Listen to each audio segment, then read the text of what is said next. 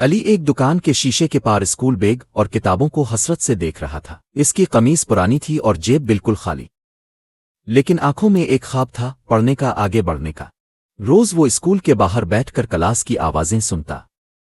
اس کے ہاتھ میں ایک ٹوٹی ہوئی پنسل ہوتی اور دل میں علم کی پیاس۔ ایک دن ایک استاد نے علی کو دیکھا اور کہا، کیوں باہر بیٹھے ہو بیٹا؟ آؤ اندر آؤ، یہاں تمہارا بھی حق ہے۔ یہ علی کے خواب کا پہلا قدم تھا۔